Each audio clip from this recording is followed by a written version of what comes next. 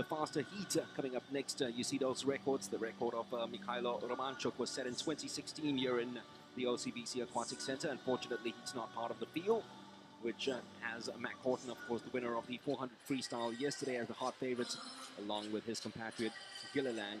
And maybe David Verasto, the experienced Hungarian, might have a say in this. So here come the swimmers of the 1500 meters freestyle for men.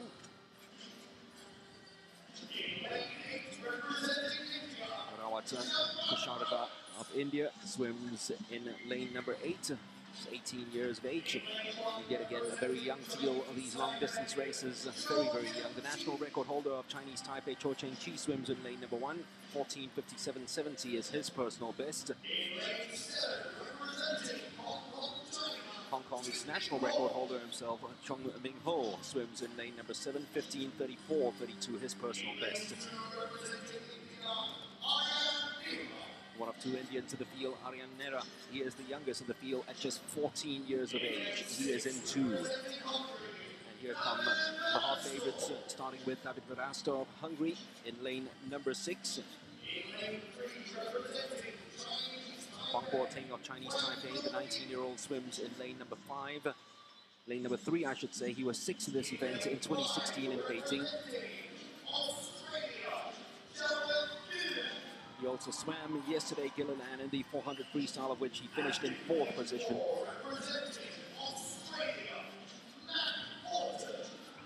And the swimmer who was first to the 400 meters freestyle and 5th in this event to the Olympic Games swims in lane number 4. 5 swimming World Cup titles already for him, 4 in the 400 meters freestyle. It has been a phenomenal year for a lad who is going after the World Championships in Hangzhou, which happens in 3 weeks from now. So 60 laps up and down the pool. I can tell you that to the morning heats, the time return was 15:20.82, and that was clocked by Liao Zucheng of Chinese Taipei. We have a look at his compatriot here, the national record holder, Cheng Chi, and India's Rawat Olsen ready to do battle with Mac the Knife, as the Australians call him. Will be slicing through the pool effortlessly and will be hard to catch.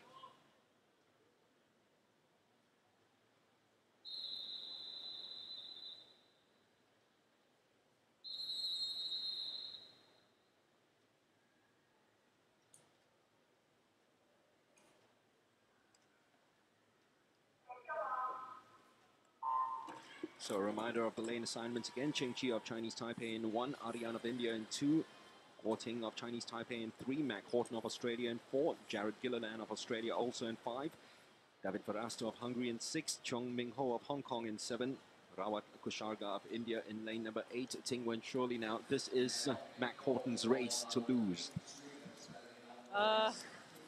He is the one to beat, Mark. It's a long race. You know, anything can happen.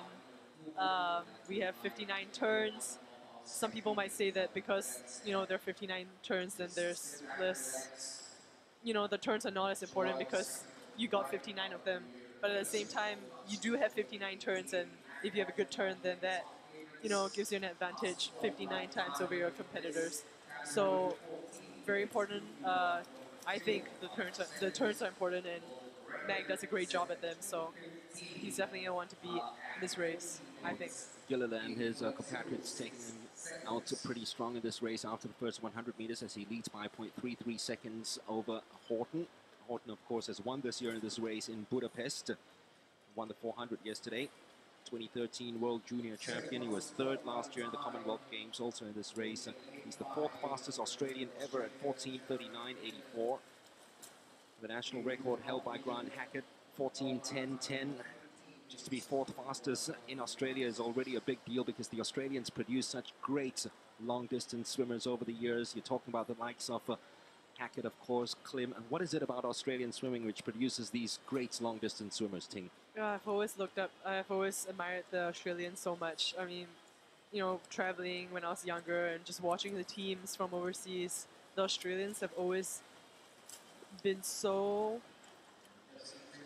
just a team, the energy that they have. You know, they're always dressed in green and gold, and they're always so full of energy. And I think it has a lot to do with how respected sport is in the country, especially the sport of swimming. It's highly regarded. They have great programs all around the country. You know, kids are encouraged to be outside, go and play, and be comfortable in the water. And I think that really facilitates, you know, the great swim programs and the great swimmers that come out of those programs in Australia. Absolutely right. It's the culture, isn't it? I mean, it's the daily training environment of which I am such a huge fan of. If you're training every day with the likes of the best in the world, you're definitely going to get faster. We're talking about, you know, those two names I mentioned, Thorpe as well through the years. And of course, the coach himself, Dennis Cottrell, who has been known to produce these world-class long-distance swimmers. Exactly. It's just I think it's a great environment. No one understands a swimmer better than another swimmer, and just to be surrounded by, you know, a team of focused, dedicated friends and competitors who have the same goals as you and who understand what you're going through on a daily basis. It's not something you can find anywhere else. I mean, you have someone, when you have people with the same dreams pushing you day by day, side by side, it helps you. It keeps you motivated. It keeps you going. Having that support around you, it just makes for great swimming. Well, Mac Horton, as we expect, has started to turn on the cooker here as he takes the lead by 1.16 seconds after 350 meters over Gilliland, who was leading after the first 200 meters of this race. Have a look at this stroke. You were talking about how beautiful this long loping stroke is of Mac Horton, who uses this 2-beat kick as he did yesterday in the 400 freestyle. And then in the last part, in the 400 freestyle, we saw him just splashing the words, coming up strong by using his legs because he was trailing going into the final 50 meters of that race. I mean, he really looks like it's a walk in the park for him. He's barely kicking, loping stroke. Not a lot of underwaters. You can see they kind of reserve on the legs. They just maybe do 1 or 2 kicks underwater max, and they come up and they just get back into the rhythm, just get back into the zone of swimming, and, you know, getting the distance per stroke, getting the long strokes, and just trying to maximize on their energy and spread it out in a way that, you know, best suits them as a swimmer. And I mean, you have your own style of swimming, but at the same time, it's always interesting because you don't always swim with the same 7 other swimmers, and so you kind of have to trust yourself and the way you train for the race, but at the same time keep an eye out on the people around you and kind of find a balance between those two. On the last 150 meters, Horton has gained 1 second on Gilliland as he turns in first place with 950 meters left of this race.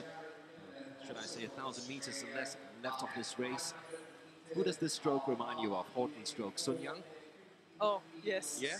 Very, very, he's another swimmer who has a beautiful stroke, makes it look so easy, so effortless, but such a great catch, such a great pull. He manages to just pull away from everyone, and it makes it look so easy while he's doing it. It's ironic, isn't it? Because after the Olympic Games in 2016, it was Mac Horton who actually called Sun Young a cheat. And that topic resurfaced earlier this year before the Commonwealth Games. He was asked whether he would do the same and whether he would mince his words if he had to do it all over again, and he said he would. And that comment certainly caused a real stir, especially amongst the Chinese journalists and the Chinese public in itself. But he said it as it is. That's a Mac Horton for you, the Victorian, who's coached by Craig Jackson. Gilliland, more of a 400 meters individual medley swimmer, so too Verasto, the two of them trailing in second and third places respectively. As Horton just effortlessly goes through the faces and goes through the field as well. A lot of faces that she'll meet, and surely 1 or 2 that she'll be overlapping in no time. 650 meters, and he leads as he extends it now over the last 150 meters over Gilliland by another 1.5 seconds. So he's certainly pulling away. And what is it about this stroke, Tingwen, of Horton's that gets him so much propulsion and so much efficiency in the pool? It's really all in the catch. It's everything that happens underwater. It's just, you know, getting a great catch right in the beginning of his stroke, holding on to the water, pushing it back, pushing himself forward, just getting a rhythm, 1, 2, 1, 2. He breathes every 2 strokes. Yeah, I'm not really a big fan of that. I like breathing every three, just to get, symmetry, a sense of symmetry in the breathing, breathing both sides. It's been a while since I've done the long distance events though, so it might have changed. The style of swimming, the style of training for it might have changed in the last few years, but it's what works for Mac. It's what he does so good at, and Yeah, those Olympic titles will tell you it's working. And you have a look at Horton as well, and you look at the 1500 meters freestyle. What usually is the tactic for it? When you're swimming these long distance races, do you attack it at the start? Do you hold it? Or do you just keep pace with the swimmer beside you? there's so many different. You have 1500 meters to swim. I mean, you have swimmers like Katie Ledecky. I mean, she does the 1500 sometimes at the, well, not sometimes, but all the time at the World Championships when they have that as a women's event, and she goes out for any of her races. Really, she goes out in the 800, making it look like 100 meters or 200 meters freestyle. She goes out so fast that sometimes she splits about the same as if she's swimming the 200 or 400 freestyle. And you have swimmers like Sun Yang sometimes who kind of just sticks with the crowd for a while and then just pulls away at the last 300 or 200 meters. So there are many different ways of swimming this event. It's really how you've trained for it, what you and your coach talk about, what works best for you, and how you can best, get the fastest time out of yourself swimming the race. Almost half the length of the pool, the difference between Horton and Gilliland. This will be a demolition job, very much like what Katika Otsu achieved in the 400 meters individual medley. Swimming at currently 60 strokes per minute. Is that 60 strokes per minute in the 1500 meters freestyle? Is that usually the stroke counts for 1500 meters freestyle? I'm not very certain with men's, short counts, and even more so with long distance. But it's a very comfortable pace for him. Yeah, he looks very, very comfortable as he heads into the final 550 meters of this race. Still way ahead, of course, of Gilliland, who has caught up a little bit on Horton, but not good enough to actually push him for it. And remember, of course, he still is probably in gear 2 or 3. He has got another couple to go up, as we saw yesterday in the 400 FS, when he just turned on the afterburners and turned on that engine and propeller the moment he realized that he was in second spots to Stefanovic of Serbia heading into the final 50 meters. But this one is comfortable for Mac Horton. Very, very comfortable, trying to achieve the double in the 400 and 1500 the same way he did it in Budapest earlier on this year. That lead and the length of lead has been re-established again. Look at it halfway through, and they're almost meeting each other. Swimmers in first and second spots, and they're both from Australia. Still going at 60 strokes per minute, Mac Horton, as opposed to the busier of the two strokers, Jake Gilliland, who's going close to 70 strokes per minute. Those stroke counts can be so very deceiving in the long distance events, because you look at Gilliland, who's going almost at 70, but he looks as if he's struggling as compared to the comfort that Horton is swimming at. The pool gets a little bit messy during the longer distance events. People kind of get scattered and all over the place, and we don't want, sometimes people have the tendency of losing count, but they would have someone ring the bell for them right before the last lap, so you probably won't see something like last night happen again with the miscounting of laps. And what do you do inside the pool for a long distance race as well, Ting? Are you actually counting your own strokes here leading up to the end of the pool? When I used to do the longer events, I would think about the race plan. I would think about what my coach and I talked about before I went to swim. I would think about how I train for the race, talk myself through the race, talk about the first 500, moving on to the second 500, and then on to the third part of the race. I know some people sing to themselves when they swim. Really? You do? I don't do that. I tend to talk to myself. I don't count my strokes, but I do count the laps that I'm swimming. I trust the referee with the bell or the whistle, but I'm more comfortable, knowing where I am at what stage of the race I'm at, because that's how you know if you're following a race plan. Absolutely right. I mean, all swimmers, in fact, all athletes are control freaks, and you have to be, I mean, in a lot of ways, because the destiny is very much in your own hands and not the referees who will be ringing the bell.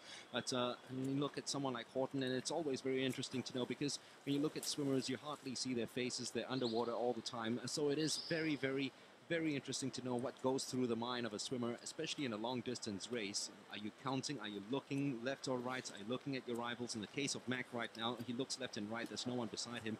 But it can be very, very deceiving in the 1500 meters freestyle, because sometimes I heard, I think it was one of the swimmers before was told me that sometimes you're actually overlapping a swimmer and you think that it's a close rival, actually. Right. You know, and it can be pretty deceiving. It gets really confusing, especially in a short course pool doing 60 laps and having everyone all over the place. You know, it's all about staying in your own lane and just remembering the race plan and sticking to it. Keeping your eye out for your competitors, but also just, you know, remembering your stroke count, your stroke rates, and the breathing patterns, and just trying to get your hand on the wall first. Well, for Mac Horton, of course, he is swimming against himself and probably against the clock. Remember his personal best time, 14 minutes, 39.84 seconds. And he is very much on course to take that record down. So his splits have been sub-30, and he has been going very comfortably heading into the final 150 meters now. Mac Horton. Gilliland doing pretty well to maintain that second position, and in third position at the moment is Chok Ming Ho of Hong Kong, with Hoàng Quốc庭of Chinese Taipei in fourth. 100 meters to go for Mac Horton. So remember that time to beat 14:39.84 will be pretty tough, of course, to beat. But if he goes up 30 yet again, as he increases his stroke rate, and the bell will sound this time for the final 50 for Horton.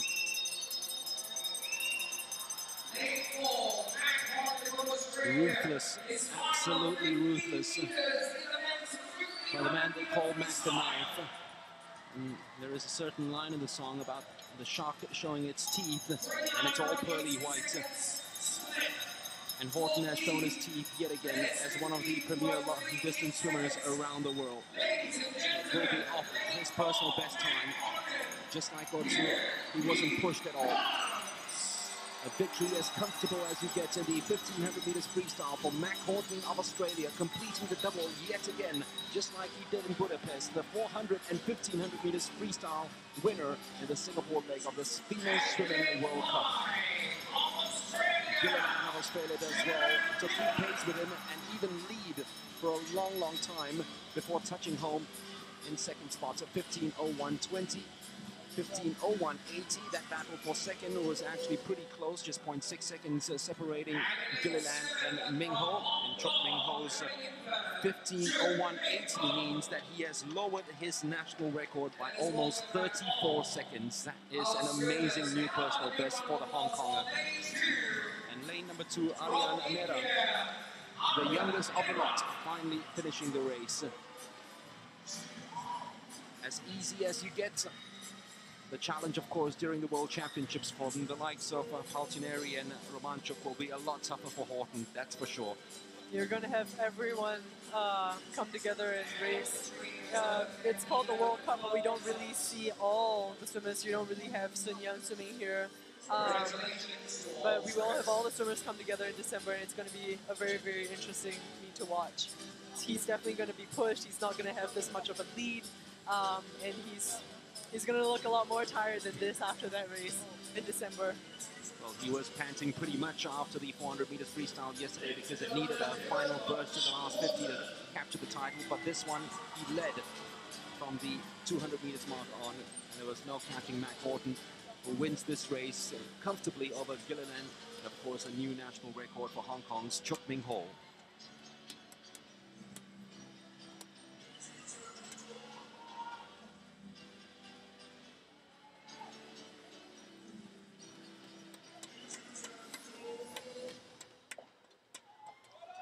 Mac, there you go. A long race for you, but gold medal. Nice way to start your night too. Yeah, it's great to get the gold. I did the 1500 in Budapest as well, so got the win there. You know, don't really do 1500 that much anymore, so it's just good to come and have a bit of fun and race it with these guys. I mean, you know, you race across such a wide range of distances. What are your favourites, sort of, in short course? 400, I think, is my favourite now. It's hard to step away from the 1500. I love it a lot, but I really want to get better at the 400 and the 2 and the 8 as well, either side. But I think 400 is where it's at. Are we ever going to see you come out and smash a 50? Maybe once I retire and then make a comeback again when I'm like 38 or something. I can't wait to see that one. Look, congratulations, mate. Well done on the gold medal. Ladies and gentlemen, give it up for Matt Horton.